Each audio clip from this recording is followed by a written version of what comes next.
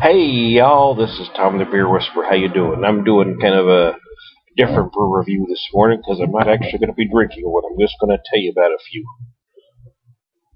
I was lucky enough to be able to was given a ticket to the St. Louis Microfest last night, and there were several good breweries, but I want to tell you about one specifically that I hadn't had before.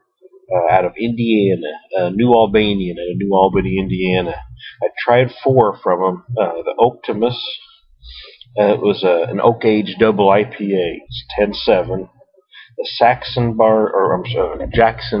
barley wine is 11%. The Elsa Imperial Pilsner was 8%, and the small one of this bunch was the Yakima Rye IPA was 7.5, so not exactly small either, right?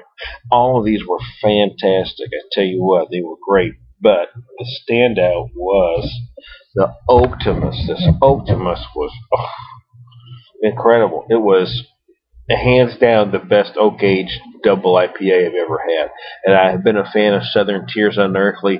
This one is much better. It's seriously heavy. On the nose with the oak. I mean, you take and the oak is huge.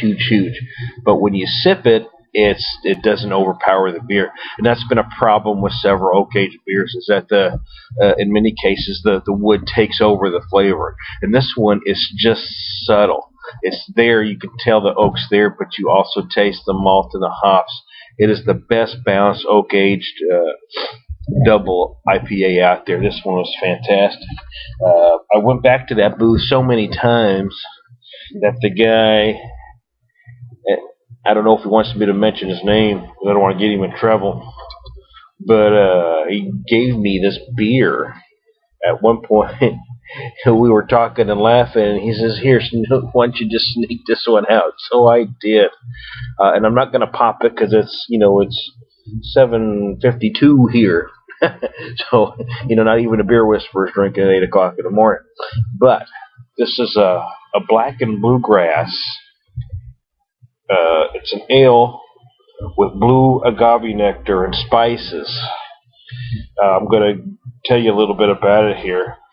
The malts are raw pale, white wheat, Castle Aromatic. The hops are German Pearl, which is one reason I'm looking forward to this one, because I love the German Pearl hop. Spice, toasted black pepper and lemongrass. Now that sounds interesting, right? And then the sugars, it says they add blue agave nectar, so technically this is an adjunct ale, but I'm going to cut them some slack here with the blue agave nectar. I'm really curious what that does. The yeast is a house Belgian, so I could only guess what flavor that's going to impart as well. And it's light on the IBUs at 18. It doesn't tell me here the ABV on it.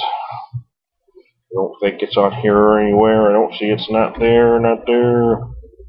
That's okay. We don't need to know that, I guess, do we? Anyway, several great beers last night. I was able to try a few from Four Hands from St. Louis as well. Four Hands is a fantastic. They've got this blonde ale that'll just knock your socks off. It's definitely it should be in everybody's top 5. This is an awesome blonde. The Centennial Red is great too. That was the first beer I had from these guys, but I tried the blonde last night and it was fantastic. Trying to remember everybody. It's gonna come to me in spurts, and I'll probably have to mention them over several deals here. So anyway, my mind's going in and out because it's only 8 o'clock in the morning here, and I don't usually do a review without drinking a beer. But I want to tell you about those, and now that I'm running close to 5 minutes, I'm going to go. I thought I was done a couple minutes ago, but I kept talking.